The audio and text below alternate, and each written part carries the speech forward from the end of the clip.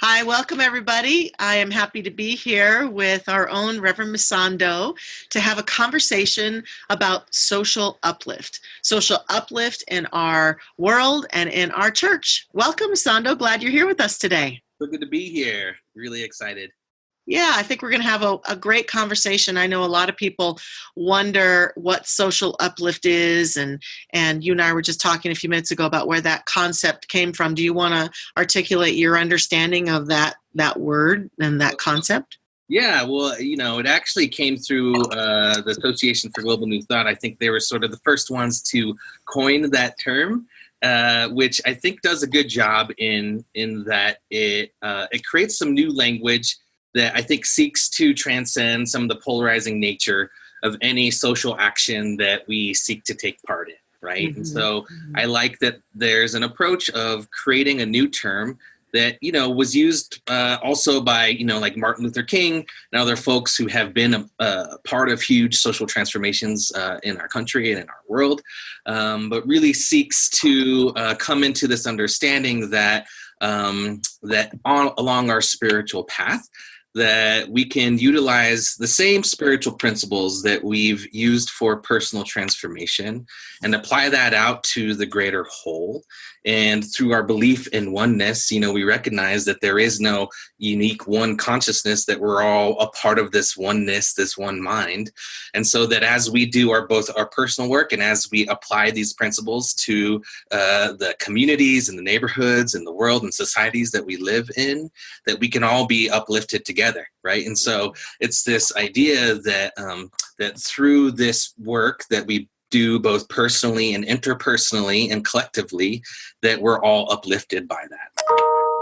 That's beautiful. Now, if I were someone who was in alignment with this concept of social uplift from the perspective of oneness that you've just articulated, What might be some of the things that I would be interested in doing, and how might I approach them? So in other words, I'm imagining that I wouldn't be out, angrily burning down things and that sort of thing. So articulate for us what social justice type work or social uplift work in the world looks like from that perspective. Yeah, I think the ways that that our societies go through transformations, I think there's always sort of a season and a time and an approach that really works. And so, I want to recognize that all of the ways that social activism has been done in the past and in the ways that it's done currently, and sort of with that vigor that can come, that can feel like fighting against that.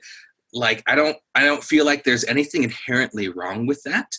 And I really want to uplift the folks that are doing amazing transformative work in their communities and are bringing that kind of energy, because sometimes that fire is needed.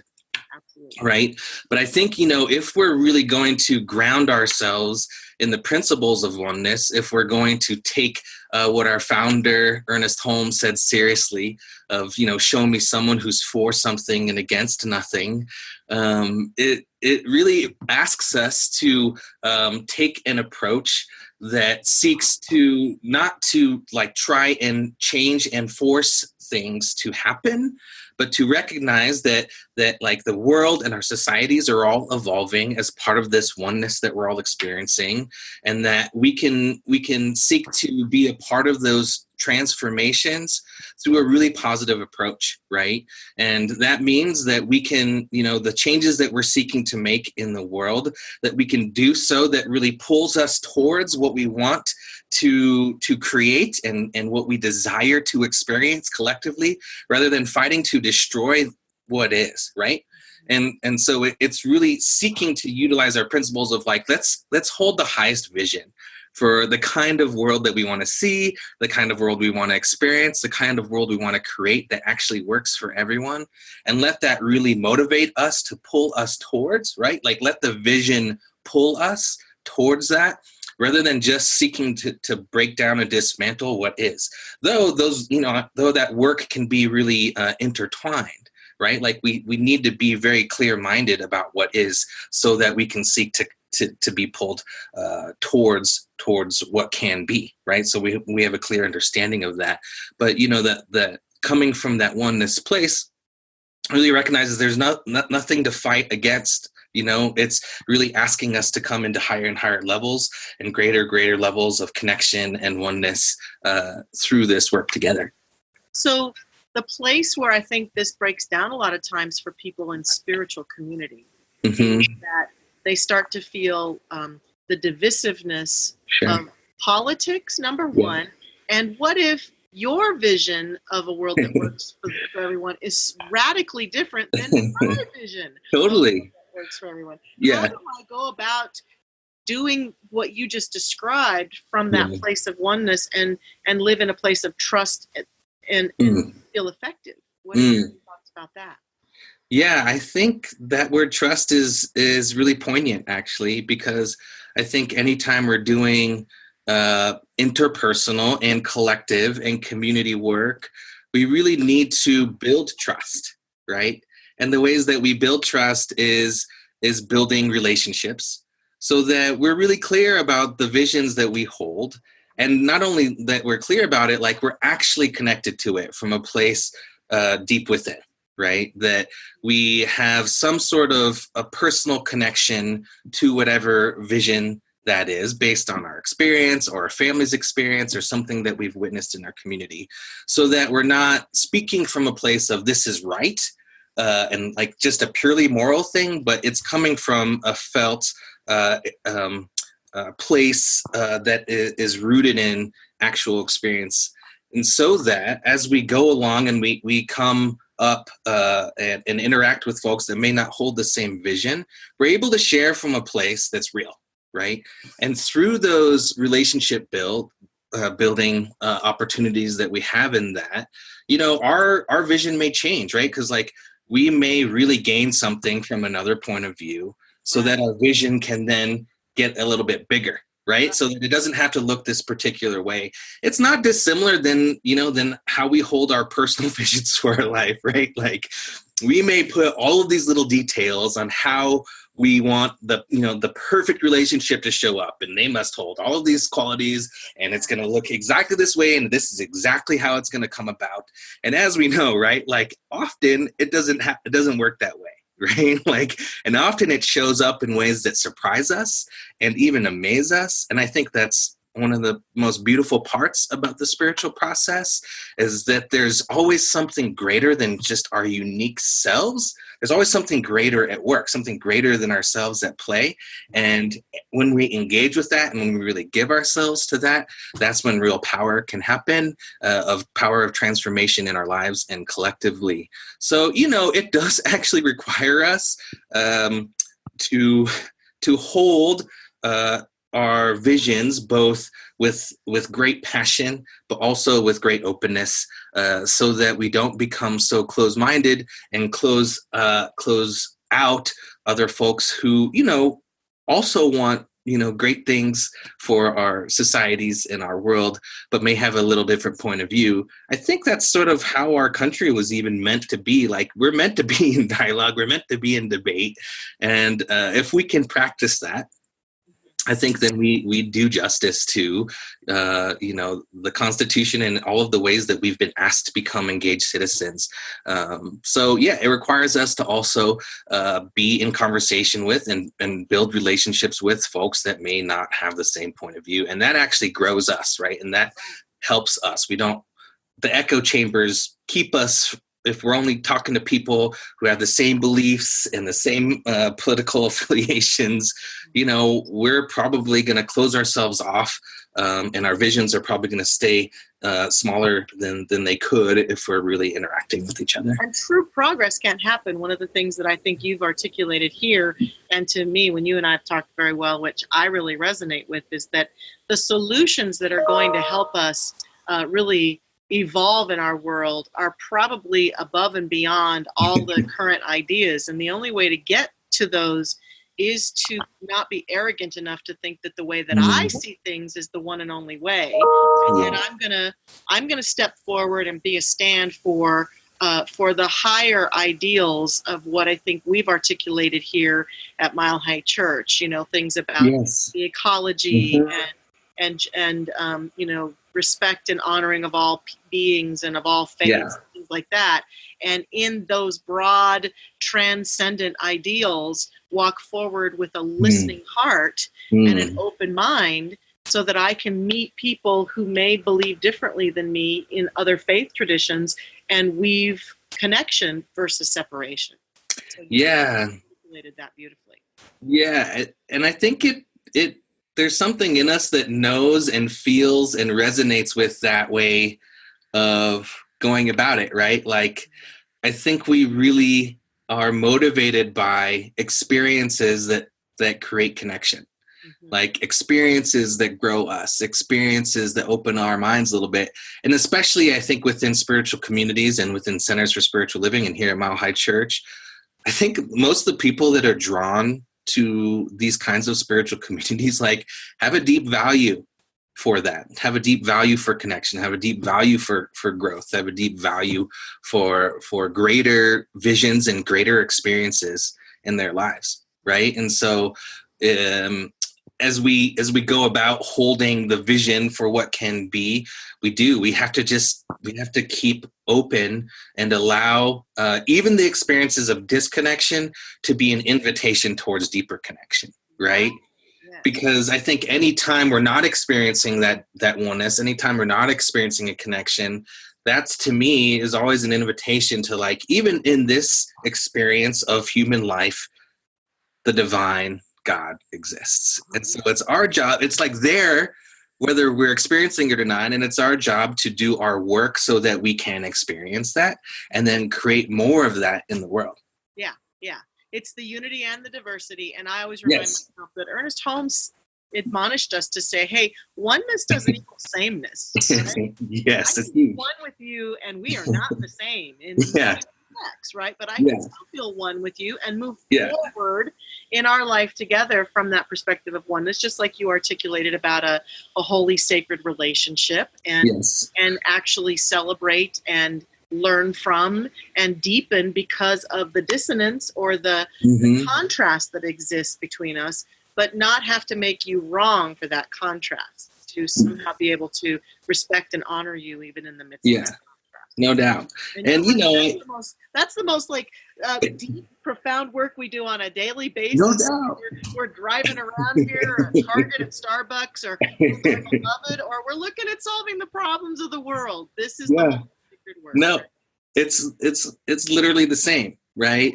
I love how, you know, the microcosm and the macrocosm, those same patterns are really existing all at once, right? So we can utilize our personal lives as models for how we go about social and interpersonal transformation together. And to me, that's one of the most beautiful things about life itself. Like, that's an expression of this deep oneness and the deep interconnection that exists throughout all of life, right? And so, you know, and I also recognize some of the things that happen just within our brains, right? Like, I really enjoy studying, you know, what's happening at the neurological level often when we're coming into a situation where someone doesn't agree with us, right? Like the experience of cognitive dissonance is something that I even learned about in college, right? Or in ministerial school, which basically is this phenomenon that when you're in a conversation or and talking to someone who has a different point of view than you, no amount of data really is probably going to change the point of view of either one of you. And because you're experiencing cognitive dissonance, what your brain is doing is seeking to like create like a fluid view of the world, which is like a survival kind of thing. And so what your brain wants to do is like double down, actually, on what you believe, right? So it takes effort. Like, I'm not gonna lie about that. It takes some effort to continue to keep an open mind, and I think more importantly, an open heart. Right? Because I think what's happening is some part of ourselves is feeling threatened. And so anytime we're feeling threatened, or anytime I know I'm feeling threatened, like, I want to shut down. right? And my heart wants to shut down, and that really inhibits any kind of possibility of connection, of understanding, of a greater opening happening in that moment.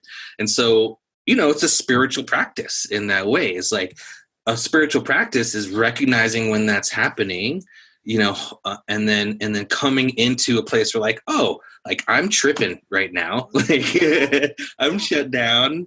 Let's come back, right? Let's come back to this moment. Let's come back to what I know is an openness that I know always exists, and that to me is why a lot of this work really propels us along the spiritual path, because it offers us even more opportunities to recognize when we're shutting down, when we're cutting ourselves off from someone else and from the divine itself, and then coming back into the present moment, where we can then access that again and make room for it to show itself again. A very powerful spiritual practice for every realm of life, for sure. No doubt. How do you see this notion of social uplift continuing to manifest in the life of our work here at Mile High Church? What kind of things are we envisioning we would be doing? Well, I just think that we're going to build on all that has already taken place, and that's what always happens, right? And so much amazing things have been happening here already, including many of the ministries like the Make a Difference team that has been doing incredible work out in our community, and our interfaith ministry that has been building relationships with other faith groups and other folks that are doing great work in our local communities here. And then as well as these social stands that were really developed here that recognize that, as people who believe in oneness, as folks who believe in personal transformation, as folks who really understand the interconnectedness of all things, there's a few social stands that even Dr. Roger helped to articulate that if we are really about this teaching and this philosophy and this idea of oneness, like these are some natural outpicturings of some social stands that we really naturally flow out of those beliefs. And so, the social stands of interspiritual or interfaith work and recognizing that there is no one faith or one belief system that is better or more true than others. Like, I think that's one of the things that really attract people to Mile High, right? Is the fact that we really do honor all faiths, and we recognize that there is deep wisdom and truth in all of the wisdom traditions throughout our history. That to me is a beautiful thing, and a way in which I think Mile High has been a leader in so many ways, right? And then as well as this environmental sustainability, right? Like just this fact that like not only are we connected to each other, but we're connected to the planet itself, like this thing that sustains all life. And so recognizing that relationship and seeking to be in good relationship and taking care of that makes sense, right? So, we're doing great like personal or we're doing some great organizational things here with composting, and I know Todd just switched out all of the lights in the parking lot to LEDs, which seem like simple things, right? But it's just kind of proof that like we believe in this, and so this is how we're going to show that and demonstrate that, right? And so I think there's lots of opportunities for that to grow, both in how we're practicing that on campus, but then how we're interacting with other faith communities that are doing larger things to help demonstrate that, right? And so I see us continuing our work with other faith communities, but not just for interfaith understanding, but for doing some great work out in the world. And so that's a lot what I've been doing in my first year, is developing these relationships with other folks, in Lakewood and Denver who want to get together. Because as we know, as we build relationships, that helps us to build more power and have a greater voice in the world. And so I think as we develop those relationships and as we invite more people to be a part of that, then it will naturally grow to take some larger actions out of there. And then our last social stand is human dignity for all, right? And I think that's a really natural one. I think that's close to all of our hearts. And, we've been such an inclusive and affirming community and, really a movement and denomination from our history, right? Like, Ernest Holmes and that school were some of the first, we were some of the first to, ordain female ministers, right? And we've had very thriving LGBTQ communities, in every single church that I've ever been to within our movement.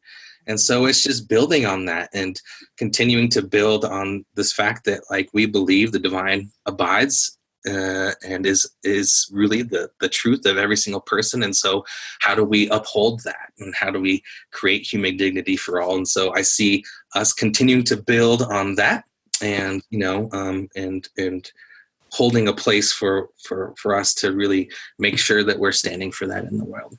Good. So are there specific things? I know you've got classes, workshops. Are you planning to, take people out into the world to do specific things? Just give us a kind of a sense of how will we treat and move our feet in this regard? Yeah, so something I think would be great to do is something that I've been working on is helping to define what community partnerships are, right? Like, but there's a lot of organizations that we've been working with through our Giving Tree program, through our school supply drives, that are really doing social uplift work in the world.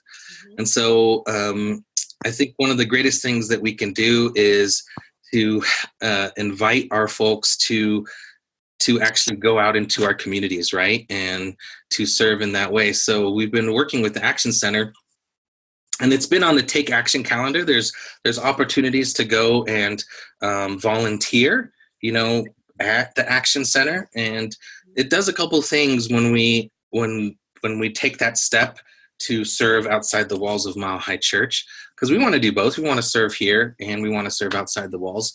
But what it allows us to do is, one, it helps us support those organizations that we come into partnership with. And that partnership really is an idea that our vision and mission aligns with another vision and mission, right? And so that we can do work together that supports both of our communities. And so as we go and, provide some volunteer work at the Action Center, and the Action Center, for those who don't know, is in Jefferson County, one of the main resource and service providers for folks that are experiencing poverty and folks that are experiencing homelessness or who are unhoused, or those who may be food insecure. And really serves this whole Jefferson County area, but is right also just like our neighbor right down the block. And so what that allows us to do is, oftentimes when we do a school supply drive or when we do a food drive, we just bring food to donate, but then we don't really know what happens after that, right? And we don't really have any interaction with the folks, who we're seeking to serve.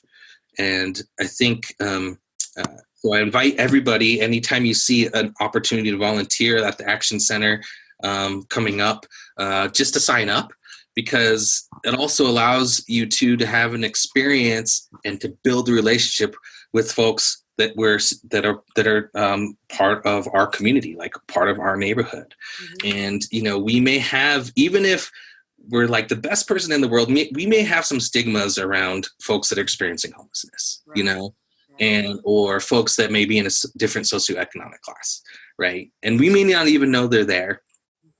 But going in and volunteering and interacting with folks in the community gives us some direct experience there. So maybe some of that will come up. But more importantly, I think we come to recognize that, like, the very folks we're seeking to serve, like, have so much to offer us, have so much to teach us. And then that gives us an actual experience of this oneness that we like to talk about. And so that we're coming from a place where we're not the ones that are just like giving something to someone else and like feeling good about that, that we're actually coming into relationship, like that important part, and really experiencing like this unique interconnection. Yeah. And that to me is huge, right? And so for me, and that happens with, in our interfaith work and interacting with folks who come from different faith traditions as their own.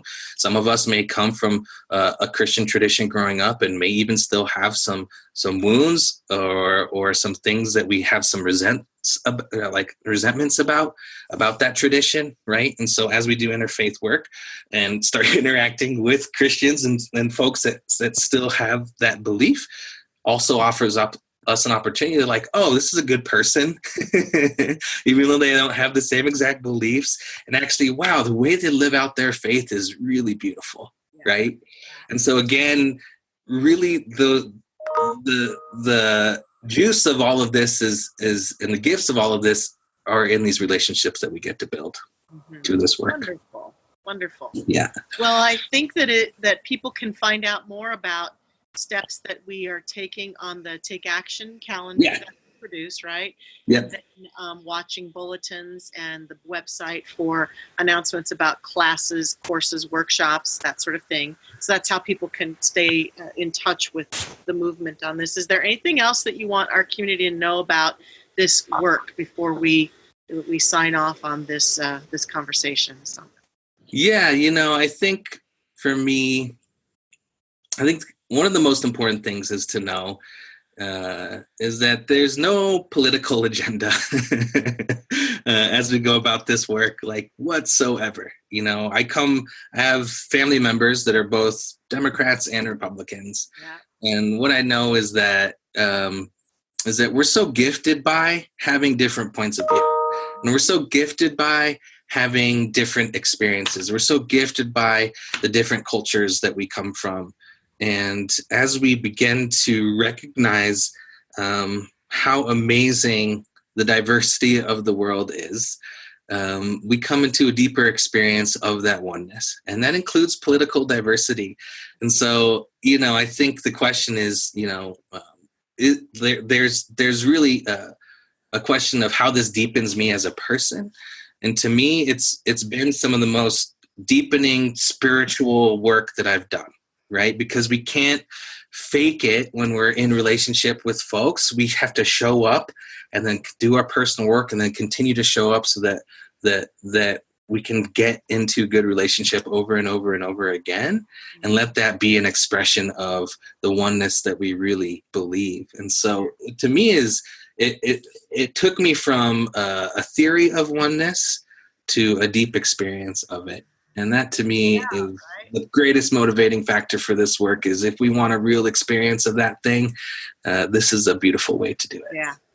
And let's not forget the independents and the libertarians and all the other Of course, yeah. Colorado, actually, we have a huge libertarian contingent, especially in Jefferson County. Yeah, it's really, it's actually, I think it's one of the really cool and fascinating parts of living in Colorado. It's amazing that way. We're in the West, right? Yeah, exactly. And I totally agree with you. Our teaching is such that we are, I've heard Dr. Michael Beckwith talk about how we're trans-denominational, and I feel like we're trans-political. We rise above. We are, we totally are. And want to support people to come together and to know how to step forward in powerful ways that will allow them to impact the things that are important to them. So that's right. That's right. Well, thank you so much for taking this time with me and so much for our community. And we certainly hope that this helps to clarify for anyone who's watching what we have planned for the future and what we're talking about here when we talk about social uplift. Thank you so much, Reverend Masando. Thanks. Bye. Bye.